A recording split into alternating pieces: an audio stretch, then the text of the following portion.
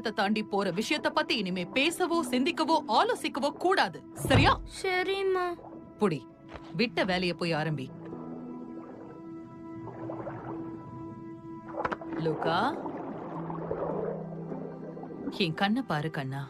உன் மேல நான் உயிரையே வச்சிருக்கேன் லூகா. தெரியுமா? இவனை நினைச்சா நமக்கு பயமா இருக்கு இல்லங்க? வயிறு ஃபுல்லு. போதும் போதும்.